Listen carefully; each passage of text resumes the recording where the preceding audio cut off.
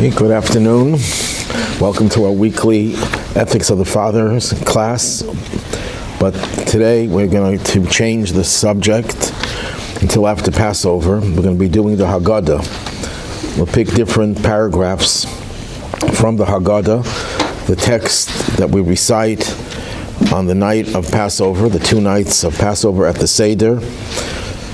And we'll focus on one paragraph today, or maybe two. But first, a little bit of an introduction.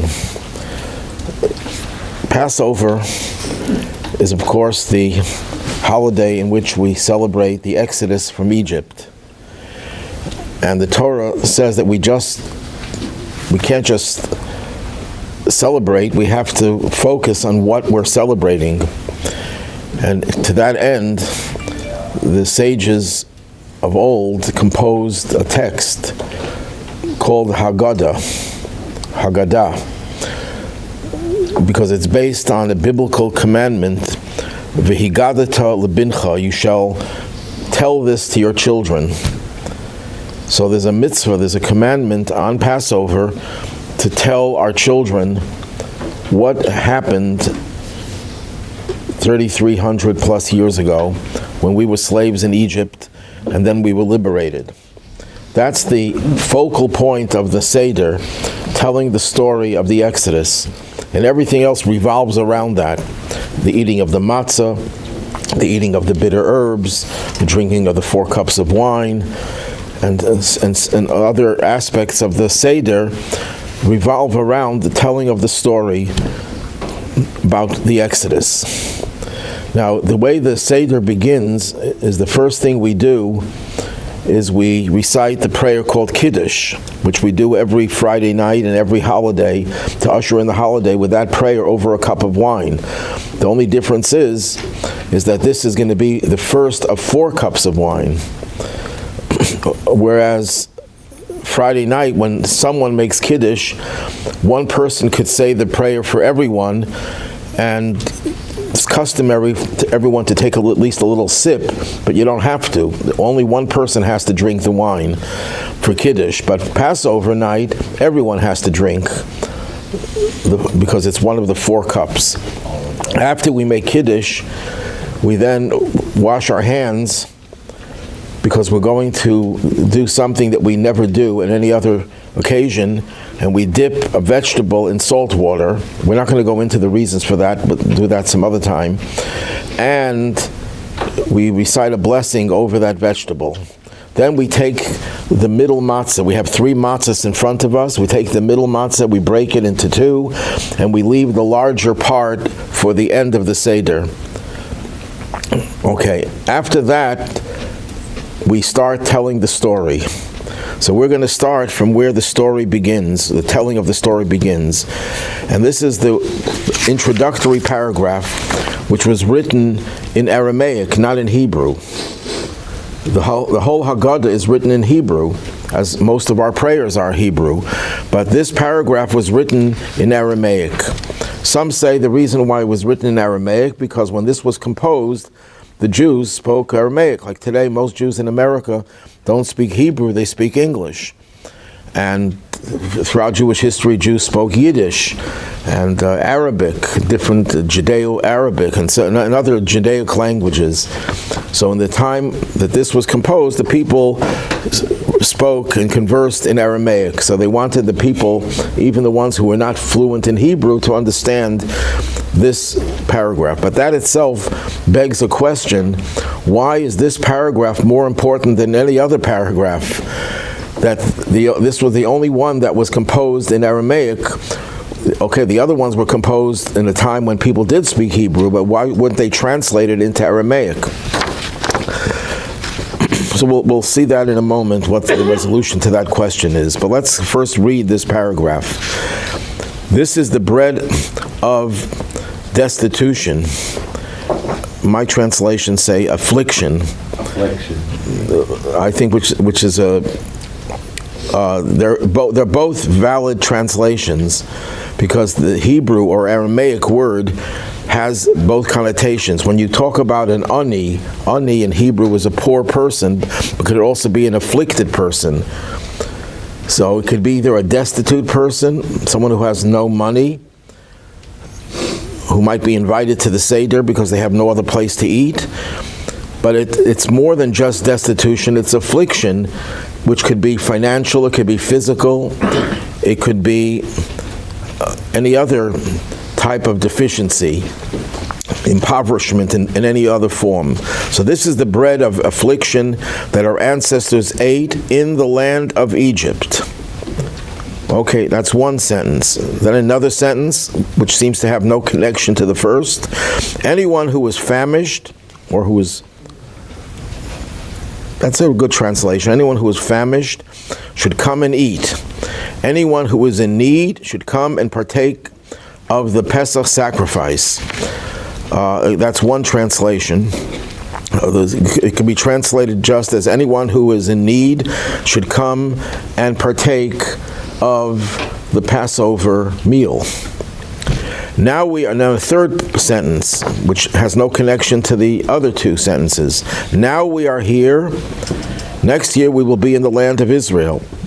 This year we are slaves. Next year we will be free people. So the first question here is, I already mentioned the first question, why is this in Aramaic as opposed to Hebrew? The next question is, what is the connection between these three sentences? The first one, we're telling people this is the bread of affliction that our fathers ate in the land of Egypt. Okay, we're describing what the matzah is. Then we're inviting hungry people, needy people. Then we're talking about how we're here now. Next year we'll be in Israel. Now we're in the slaves. Next year we'll be free. There seems to be no connection between the first, second, and third sentences over here. Three disjointed sentences. That's question number 2. Question number 3, it's a little strange that we're inviting guests when we're sitting at the Seder table. How many people are going to hear your invitation when you're sitting already at the table, you're ready to dig in, and you're saying this in Aramaic, whoever is hungry, let him come and eat. The hungry people are not in your house. They don't hear your invitation. How do they know that they're supposed to come?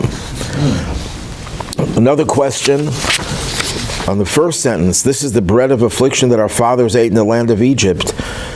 When you read the Haggadah later on, and if you're familiar with the book of Exodus, the Torah gives us a totally different reason why we eat matzah. Matzah is because when we left Egypt, we left in a haste, and we didn't have the time for the dough to rise. So we baked the dough quickly and it turned into matzah because God had revealed himself and took us out of Egypt quickly, so there was no time for the dough to rise to become leavened. That's why we eat matzah. But here it's giving you a totally different explanation. This is the bread of affliction that our fathers ate in the land of Egypt. That we're eating matzah, and matzah is what we ate in Egypt. When later on we're told we ate matzah when we left Egypt. These are some of the questions that have been raised. So I want to share a answer to the questions that was given by the Rabbi. Just a little bit of a background. For many, many years, after the second Seder, at 1 a.m., the Rebbe would address the people for another 2-3 hours. This is after people had drunk the 4 cups of wine, and some people drank more than 4 cups. During the meal, you could drink as much as you want. And it's 1 a.m., but hundreds of people came, and the Rebbe would speak for hours. It went till about from 1 till about 4 or 5 a.m. And one time, and he would divide it up into different segments. He would speak 20 minutes, a half hour about one topic. Then they would sing a song. Then he would deliver another talk for another 20 minutes to a half hour on another segment. And that's how he would do it every year. One year, I think it was in 1964, the Rebbe focused on this paragraph, and he asked these questions that I mentioned and other questions, and he didn't give any answer. And they stopped for a song, and then the Rebbe gave another talk on another segment, asked a whole bunch of questions, and didn't give any answer. And this went on the whole night. He took another segment, asked questions, didn't give any answer. At the end of this, is after about 2 or 3 hours, I don't remember exactly how long, the Rebbe then gave one answer that answered all the questions on all the different segments of the Haggadah and tied together the whole Haggadah. And later on it was published, a summary of what he said. So I'm going to just give you the gist of what he said to explain this paragraph over here. The Rebbe explained, and he asked another question. The mitzvah, the commandment, is to tell the story of the Exodus. So what are we supposed to talk about? How we left Egypt. This paragraph doesn't mention a word about leaving Egypt. It talks about what the matzah we ate in Egypt. It talks about whoever is hungry, come and join us. And next year we'll be free, we'll be in Israel. But it doesn't talk about the Exodus. So why was this inserted as the opening paragraph of the Haggadah, which is based on telling the story of the Exodus? So the Rebbe says the answer to that question is, you can't tell the story of the Exodus without addressing another question. Everything is about questions here. What's the other fundamental question that any thinking person, even a child, would ask? And if he doesn't have an answer to that question, he can't proceed with the rest of the Haggadah. He could proceed physically, but intellectually it doesn't make any sense. What are we celebrating? That God took us out of Egypt. And not only did he take us out, he promised, and he kept his promise, that we would leave with great wealth. So then the question that even a child could ask, if God is God, everything that he does is perfect. So how is it that God takes us out of Egypt and it didn't last? Jews were subjected to other forms of exile later on. If God does something, he does it perfectly. And if he promised us great wealth, how come there are poor people? How come we had to invite poor people to the Seder? Not now. We're just repeating our invitation because we're addressing the whole issue. How is it that we're not free in the full sense of the word? Jewish history is replete with examples of how we're not free, and even today we're not totally free. There's still impositions on our existence as Jews. Look at what's going on in Israel today. And even the United States is dropping its support for Israel. Israel is not free to defend itself. Has limited freedom, maybe that's a better way of putting it, limited freedom. So how could that be when God took us out of Egypt? It should have been a permanent liberation. And if we had to be rich, if God promised us great wealth, there shouldn't be any need to invite poor people. There should be no poverty. And there should be no wicked people. Look at the Seder. We have 4 sons at the Seder, the wise son and the wicked son. How is there a wicked son at the Seder? We should have all been perfect. That's a fundamental theological question that even a child could ask.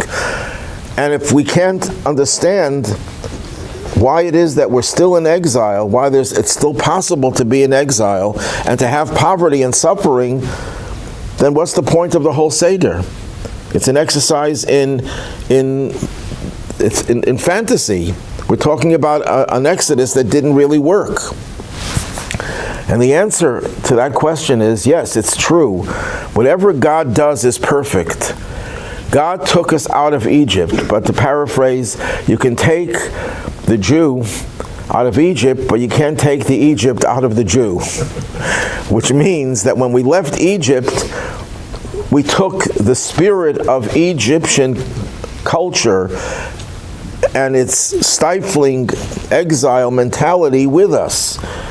The matzah that we're eating is the matzah that we ate in the land of Egypt. Even when we took the matzah out, what kind of matzah was it? It was Egyptian bondage matzah. It was bread of affliction. It was poor. It was impoverished. God could take us out even if we're not ready, even if we have no understanding of what it means to be free. But we have to be able to invite freedom ourselves. If we go out with an exile mentality, if we have a mindset that is stifling and debilitating and limiting, then all God can do is just do His part, but we didn't do our part. Of course, God could do anything He wants. He could make us perfect, but that would defeat the whole purpose of why He created us. God created us to be imperfect and to perfect ourselves, and He gave us the tools. It's like you give someone the tools to build a structure, you give him the tools, you give him the permit, and if he doesn't build it, whose fault is it? I gave you all the tools you needed. You didn't use the tools. God gives us the tools, and He gave us the tools for redemption, for freedom. Freedom is not just a physical term, freedom from slavery, but freedom is a mindset. And we went out of Egypt with the wrong mindset, with the Egyptian mindset, which is a mindset of exile, of bondage, rather than a mindset of freedom. And that's why in the desert, what do we find? That many times when things got tough, what did the people say? Let's go back to Egypt. They had this, what many writers write, is a slave mentality. Now, they did change somewhat after the Exodus. The 49 days that followed the Exodus, they refined themselves and they were ready to receive the Torah. But that was not a full-fledged preparation. It didn't last. 40 days after they received the Torah, they create and worship a golden calf. And then they rebel against God's promise to take them to the promised land. Why is all this happening? Because they took Egypt with them. They took the mindset with them. And that's what the paragraph here is trying to tell us. This is the bread of affliction. You want to know why we're still in exile if God took us out? Because what we're going to be eating, what we're doing today, is tainted by the fact that we took the bread of affliction, the impoverished bread, with us. The bread that we ate in Egypt, we took with us when we left Egypt. We took the poverty with us. It reminds me of the famous anecdote. They say this beggar won the lottery, and they asked him, what are you going to do with your hundreds of millions? And he said, I'm going to put elevators in all the high-rise apartment buildings, so when I go begging, I don't have to climb the stairs. I could take the elevator. That's a reality, that sometimes when you're rich and you act as if you're poor, you took your mindset along with you in your wealth. God gave us wealth, but we took the wealth the way a beggar takes wealth, and we still acted as if we are poor. And that explains why we had to invite people. We're not inviting them now, obviously. You can't invite people to a meal when you're in your house, in the middle of the Seder, and you're talking to the people at the table that you're inviting everyone from the outside. You're repeating the invitation. You're saying, why is it that we had to invite people? Why are there needy people in the world? Because of the bread of affliction that we took with us. But then the question is, if that's the case, then what's the point of the whole Seder if we're never going to get out of this mindset? That's why the third paragraph says, no. Every time we eat matzah, every time we participate in a Seder, every time we delve into the whole story, it refines us, and it takes away our gullus, our exile mentality, our slave mentality, so that while we are here now, we will be in the land of Israel in the future. We will be free, not just in the land of Israel. You could be in Israel, and you might as well be in Buffalo. You can be in Buffalo, and you can be in Israel. It depends where your thoughts are, where your mindset is. So it's not enough just to be in Israel. We will be free people in Israel. So the whole Seder makes sense. We are now engaging in an exercise that will help us finally emerge from exile. So when we're supposed to remember the Exodus from Egypt, it's not a historical remembrance, something that happened 3,300 years ago. Why do we care about something that happened 3,300 years ago? It's past, it's passé, it's no longer relevant. It is relevant because we never really fully left Egypt. As long as we're still in exile, as long as Mashiach didn't take us out and lead us to the land, the promised land, in a free spirit, we are still connected to Egypt. Another way of understanding this paragraph. When we're sitting at the Seder, there are two emotions that we have to go from one emotion to the other. In order to feel freedom, you cannot enjoy freedom unless you know what it is to not have freedom. Take the spoiled American children who never experienced persecution or affliction in their lives, who grow up in affluence. They cannot appreciate what it means to be free. Take a person who lived in one of the communist countries, someone who lived in the Soviet Union, someone who lived in North Korea, or any of the places where people are suffering and persecuted and oppressed, and they got liberated from there. They appreciate, they know what it means to be liberated because they experience the opposite. At the Seder is not just telling stories. The Seder is about feeling the liberation, feeling the spirit of the Exodus. But you can't fully appreciate it unless you know what it means to have the opposite. So we're not going to tell people to beat one another, to engage in any type of violence towards one another. And there is a culture that does that. I'm not going to go into it right now. But where they self-flagellation, where they beat themselves and wound their flesh and so on and so forth. This was a pagan custom for thousands of years. Pagans used to do that to themselves. Well, we don't believe in doing that. We don't believe in self-mortification, self-flagellation. But we do believe that a person has to put their mindset in a way that they could appreciate what it means to suffer. So when we say the Haggadah, we're supposed to feel the pain and the suffering, and we're also supposed to feel the exhilaration of the liberation. In fact, the matzah that we eat has two symbols in it. Matzah is a food of affliction. In the olden days, the Ibn Ezra says they used to feed matzah to prisoners because it takes a long time to digest, so they wouldn't eat so much. Whatever the reason was, matzah was not considered to be a delicacy. Although I like matzah, I can eat it all year round, and some people like matzah better than they like bread. But matzah is a bread of affliction. It's a poor man's bread. That's one of the ways of identifying matzah, that it's a bread that a poor person would eat. And that's why we break the matzah in two, because poor people cannot afford to eat a whole loaf, a whole matzah, so they break it in two and they save one half for the next day. That's one of the reasons we break the matzah in two, so that when we eat the matzah, we're saying the Haggadah, there's a broken matzah in front of us to symbolize the poverty. So before we start the Seder, what are we supposed to do? We're supposed to point to the fact that, you see this matzah over here?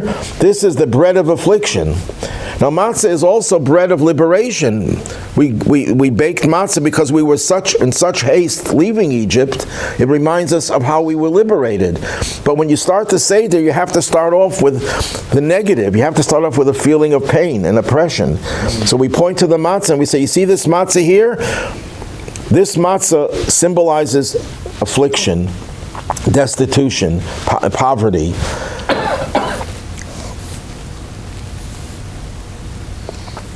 But then we go a step further. You could be at a Seder. We could all be there at the Seder, partake of everything, and be part of a ceremony that talks about someone else. Yes, there were people thousands of years ago who were slaves. There are people even today that are slaves, that are suffering and in pain. The next thing is we have to invite hungry and needy people to the Seder. Who are the hungry and needy people? Ourselves. It's not enough to invite guests. That's a great thing in and of itself. You invite guests. But here you're inviting whoever is hungry, means including yourself. You have to feel the hunger. You have to feel not just a physical hunger. The Seder starts at late at night. You're pretty hungry, usually. But that's not the point. The point is we're spiritually hungry. We're hungry for meaning in life. We're hungry for true freedom. We're hungry for a world that doesn't have all the pain and suffering in it. We're needy. We're hungry and needy. And we're inviting ourselves to partake in the Seder. Because very often we could be at the Seder and we're not there. We're there physically, but we're not there emotionally, and our mind is not there. Our heart is not there. That's not called being at the Seder. So the first thing we do is we point to the fact that this is a symbol of affliction. Then we invite ourselves to be participants in this. We're going to be eating. But in order not to become discouraged, what happens to people when they start to meditate on how needy they are, how hungry they are, how lacking they are, how poor they are, how much suffering they're engaged in, that could be very debilitating. That could be depressing. And depression is not going to get you out of exile. That's going to just get you from one exile to another. You have to get rid of that depression. So we say, no, there's hope. Right now we're here, but we're going to be in a better place by next year. Better place physically and, most importantly, spiritually. So these three sentences are really connected. First, we establish the idea that we're sitting at a Seder where we have to be in a state of, we have to recognize the affliction that the Matzo represents and get us in the mood, and then invite ourselves to the Seder and know that in spite of this feeling of suffering and pain and affliction, this is not going to last. We are going to be free. We never lose hope. We never lose trust that we are going to be free and things will work out in the end.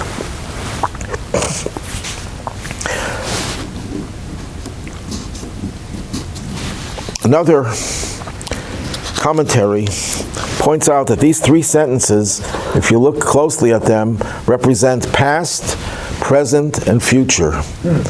First, this is the bread of affliction that our ancestors ate in the land of Egypt. That's past.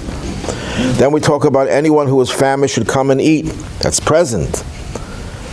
And then we say, now we are here. Next year we'll be in the land of Israel. Next year we'll be free. That's future. What is this supposed to symbolize? It's supposed to symbolize that our existence is connected to a God who is present in the past, present, and future, who transcends the parameters of time and space. Time and space go together. Einstein was the one who established the idea that time and space are connected, but it's actually mentioned by Maimonides, and it's very, very much referenced in Hasidic sources, that time and space go together. So are we connected to time and space? Then if we are, the prospects for our survival are not that great. How does a nation that is opposed by virtually every other nation, look what's going on in the world today.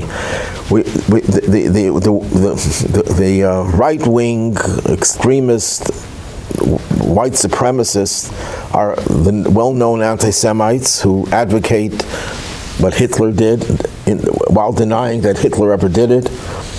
And now you have the left wing and the center all opposed to the Jewish people. Now it became fashionable to be anti-Semitic. They don't even couch it anymore as anti-Israel. It's now open anti-Semitism. Not everyone, but it's a growing phenomenon, and the authorities are doing nothing to stop it. And not only they're doing nothing, they're actually feeding into it. The criticism that we're hearing from our government here of Israel, whether it's legitimate criticism or not, is feeding into and justifying and legitimizing anti-Semitism. Well, even the American government is opposed to Israel. That means they're opposed to the Jews. So the Midrash puts it, we're like one lamb surrounded by 70 wolves. What are the prospects of that lamb surviving? 70 hungry wolves, one lamb. Not very good chances of survival, but we have survived. So how have we survived? The answer is we're connected to a God who transcends time and space. And that is the name of God that we find in the Torah. God has several names in the Torah. There's a name that's spelled with a yud, a hey, and a vav, and a hey. We don't even know how to pronounce it. It's that name has in it all three tenses. It has the word haya, was, hoveh, is, and yihiyeh, will be, all in one word. That means that God is the God who transcends nature. Isn't it true that it's unpronounceable because they're all vowels? Is that true? Are they all vowels?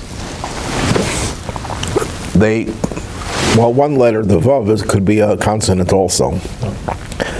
But a yud is also a consonant. So the hey is they could all be consonants and or vowels. They can be both. But we don't know how to pronounce it because it was kept secret. In the temple they would pronounce it, but they would do it in a way that people, the general population, wouldn't hear it mentioned properly. So we are connected to that name of God. Actually, there's another name for God, Elokim. And that name numerically adds up to the word Hateva, which means the nature. That's the God vested within nature. Same God, but God has two ways of expressing himself. One way he expresses himself through the natural norms, and then there's a way he expresses himself through the supernatural, the trans-rational, where he's past, present, and future. God is past, present, and future, and that answers the question, how could we survive? The answer is, if we were connected just to the God as he is vested in nature, natural forces militate against our existence. We are opposed by everyone. And there's no escape. When a Jew tries to assimilate, to escape, either he's discovered or it just doesn't work out. The Jew feels, I can't live like this. Jews who have tried to assimilate in Germany, for example, before World War II, they thought they're going to be safe. The Nazis only hate the Jews from Poland, the Jews who dressed funny, who dressed differently, who acted differently. But we are real Germans. We are just as German, if not more German, than the non-Jewish Germans. That's what Jews in Germany felt. And they didn't realize that as much as they tried to assimilate, and some of them in the 19th century even converted to Christianity, so they shouldn't even be considered Jews. They're Christians. Didn't help them. In fact, many would argue it made the Germans even angrier at Jews. They are trying to take away our culture from us. You're appropriating our culture. It doesn't belong to you. You have no right to it. So no matter what a Jew does to try to escape the forces of nature against the Jew, it's unsuccessful. The only reason we survive is because we're connected to a higher manifestation of God, the God who was present in the past, present, and future. And that's hinted over here in these three sentences that represent past, present, and future.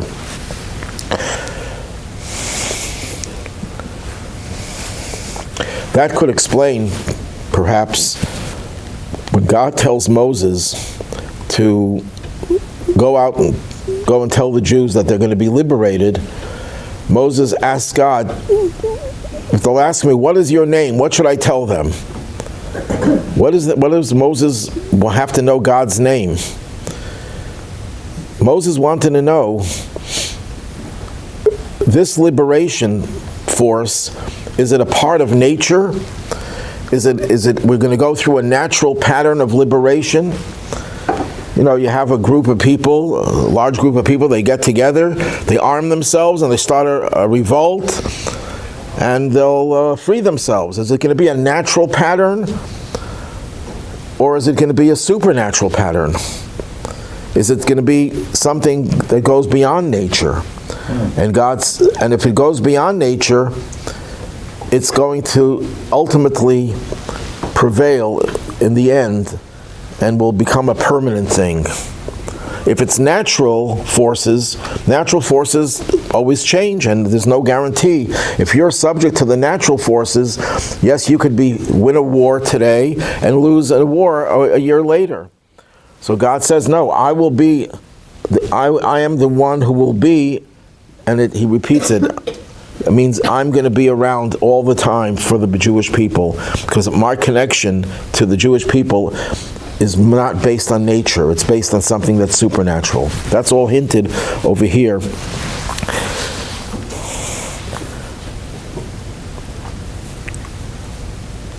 One other point. Why are we pointing to the matzah and saying this is the bread of affliction? Because it's interesting halacha, an interesting law. If you hire a Jewish person to do work for you, and you have to feed him, you have to tell him what's on the menu. Yeah. You have to tell him what's on the menu. If you tell him you're going to give him beans, then you can give him beans. If he agrees to it, you're not forcing him to work for you. But if you don't tell him what's on the menu, and you serve him a gourmet meal, he could say, I'm a prince. It's not enough for me. I need more. So when you're giving someone matzah, you're inviting them to your house, you better tell them ahead of time that you're giving them matzah. Because if you don't tell them, they'll say, this is what you're giving me? I came to your house for the meal, and you're giving me a piece of dry matzah that I can break my teeth on. So you have to tell a person ahead of time what they're being given. Where is that source? That's in the Talmud. The Talmud doesn't connect it to this. Other commentators do, but that's a law in the Talmud that even if you serve him a meal that King Solomon in his prime would have served, it's not enough. He could demand more, because every Jew is a prince, is a king, and you can always demand. So if you want to serve him a regular meal, you have to stipulate ahead of time, this is what you're getting, not more than this. Not less, but not more. Does it apply to guests also? No, I think it only applies to someone you hire. You're obligated to feed. So he has a right to demand whatever you give him is not enough. Then, the second paragraph, the second sentence is connected to the third sentence, commentaries say, because in order to be free, you have to free someone else. If you want God to liberate you, you have to liberate someone else by giving tzedakah, by giving charity, and the best charity is to feed them. The Talmud tells a story of a certain rabbi and his wife who were known for their charitable efforts. They would go to a person's house and leave money or food and run away, so the people shouldn't know who their benefactor was. One time, this recipient of all this food and money was curious to know who the benefactor was. So they waited up all night, because they did this early in the morning, and as soon as they put the packages down, the poor person opened the door to see who it was, and they ran away. And the guy started running after them. And they ran into a bakery. And the bakery was early in the morning, so they were just starting to heat up the oven. And they ran into the oven. So they should avoid being discovered by the person they were helping. They didn't want the person to know who helped them. And after a while, the rabbi's feet started getting very hot and burning. So his wife said to him, put your feet on my feet, because my feet are not getting hot. So the Talmud says, it seems that the wife was more righteous than the husband, because the husband's feet were getting hot, and the wife's feet were not getting hot. Obviously, it was a miracle, but the miracle didn't happen to him, it happened to her. Why was she considered more righteous than him? So the Talmud says, because he would give people money, she would give them food. You can't eat the money. They tell, I don't know if it's a true story, it's probably an apocryphal story, that one of the Rothschilds died of starvation because he got locked up in his safe with all his millions of dollars. I don't know if it's a true story, maybe it happened with someone else. You can have all the money in the world, but if you don't have food, you can't survive. So when you give someone, a poor person, the food, they have immediate benefit. Give them money, they have to find ways of changing the money into something beneficial to them. So when we're talking about being worthy of being redeemed, what makes us worthy of being redeemed is by giving tzedakah. What's the ideal tzedakah? Feeding a hungry person. That's the most ideal form of tzedakah. Not to put down giving money, but that's even a higher level. So what we say, whoever is hungry, we invite it. Whoever is needy, let him come and participate. And that will be the merit through which we will deserve to be redeemed and liberated from exile because of the giving of tzedakah. And the Talmud says that tzedakah is great because it accelerates, it hastens the redemption. So before we start the Seder, we're already talking about how we're going to get out of exile. It's through helping others.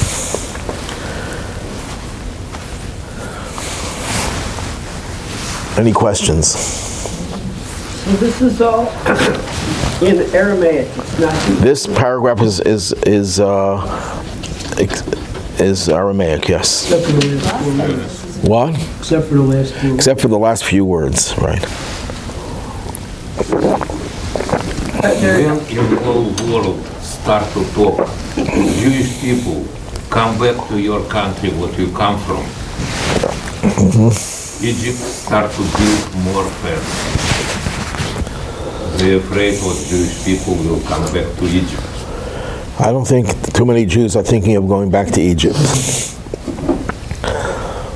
No. They're building the fences because they don't want the Arabs to come there. Now, did have Jewish people, when they leave Egypt, some limited what take with them, or not? No, they took the wealth of Egypt with them. They became very wealthy. They went to the Egyptians and they said, give us your money, give us your gold, your silver, your clothing, and the Egyptians were more than happy to give it. Yeah. So they have a lot of stuff take with them and could not prepare bread.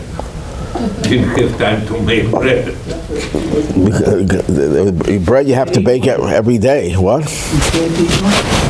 You can't. No, but why? They had time to take the wealth with them. Why couldn't they have time to bake bread? When they were still in Egypt, they did have bread, but they were leaving Egypt.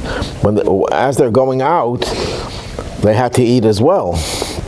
You can't, as you said, you can't eat the gold and the silver.